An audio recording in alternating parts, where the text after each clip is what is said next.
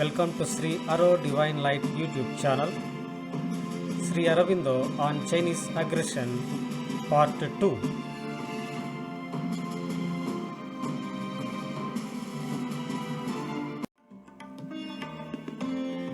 Sri Aurobindo was a great sage with a genuine yogic vision on Chinese aggression and the future world events.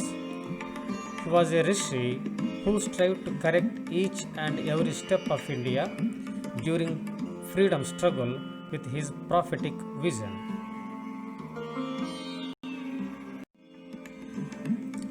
He warned India from 1908 to till his last breath that China would pose a serious threat to India and the world through his books, articles, letters, and his series of testaments.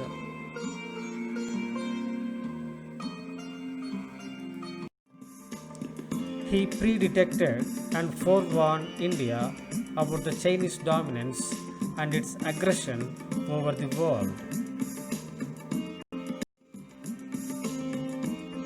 Sri Aurobindo's question: what will happen when China, the titan of the world, shall have completed her quiet, steady, imperturbable preparation?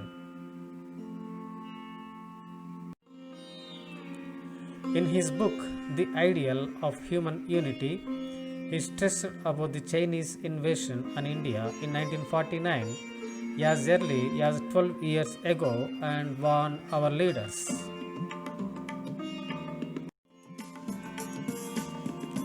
He predicted that there would be a possibility of a stupendous world conflict would arise, dwarfing anything previously experienced.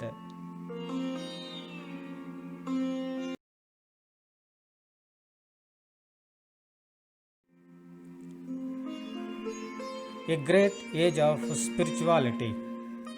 When Asia once more becomes the theatre of the world's chief events, it is a sure sign that some great spiritual revolution, perhaps a great age of spirituality, is preparing for humanity.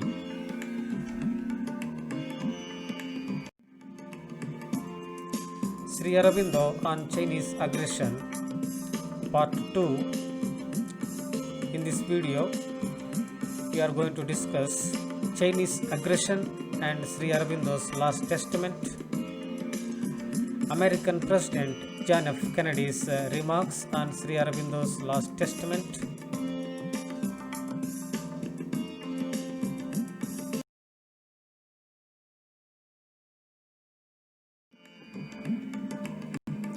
the last testament of Sri Aurobindo. On June 28, 1950, Sri Aurobindo wrote a letter to K.D. Setna, the editor of Mother India, in reply to his question on the conflict in Korea.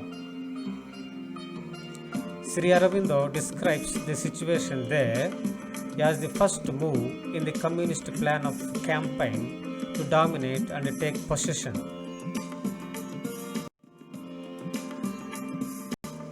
Communist plan. First step: China wants to dominate and take possession first of these northern parts. Communist plan. Second step: Southeast Asia as a preliminary to their maneuvers with regard to the rest of the continent in passing. Tibet as a gate opening to India. The basic significance of Mao's Tibetan adventure is to advance the frontiers of China right down to India. China wants to stand poised there to strike at the right moment and with the right strategy, unless India precipitately declares herself on the side of the Russian bloc.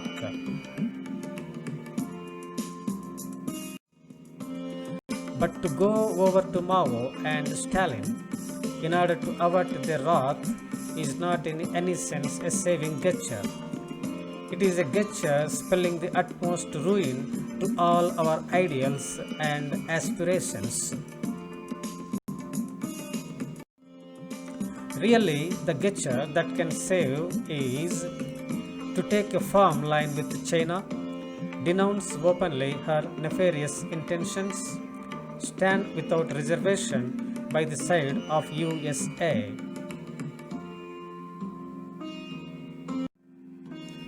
India should make every possible arrangement consonant with our own self-respect to facilitate an American intervention in our favor and, what is of still greater moment, an American prevention of Mao's evil designs on India.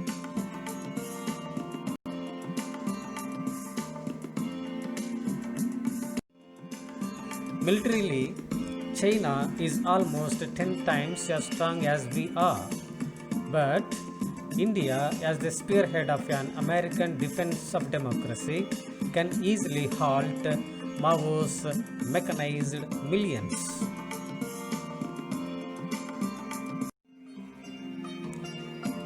And the hour is upon us of constituting ourselves such a spearhead and saving not only our own dear country but also all Southeast Asia, whose bulwark we are.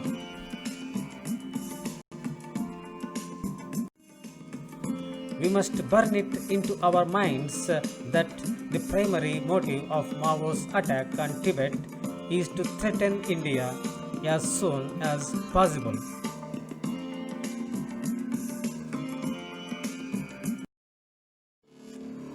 American President John F. Kennedy's remarks.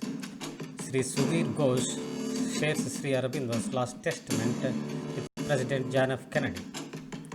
On 28 March 1963, Sri Sudhir Ghosh, the Indian Member of Parliament and famous emissary of Gandhiji and later of Jawaharlal Nehru, met with the President of the United States, John F. Kennedy, in the White House and shared the last testament of Sri Aurobindo that had appeared in Mother India on 11th November 1950 before Sri Aurobindo's passing on 5th December 1950.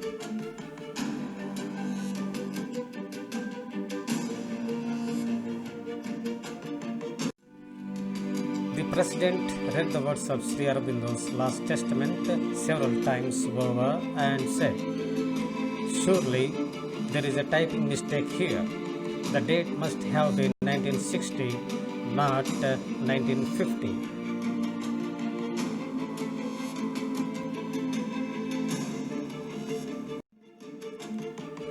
You mean to say that a man devoted to meditation and contemplation, sitting in one corner of India, said this about the intentions of Communist China as early as 1950?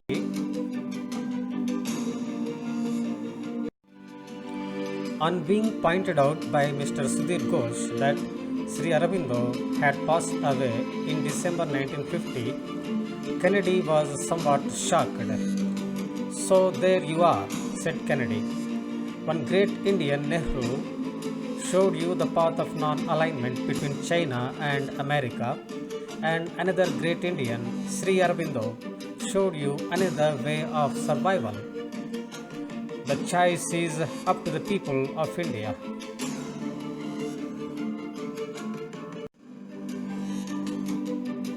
The President indignantly said that only a few months earlier, when Mr. Nehru was overwhelmed by the power of Communist China, he made desperate appeal to him for air protection and non-alignment or no non-alignment. The President had to respond. He added sarcastically that Mr. Nehru's conversion lasted only a few days. He was impressed to see the speed with which the Prime Minister swung back to his original position with regard to the United States.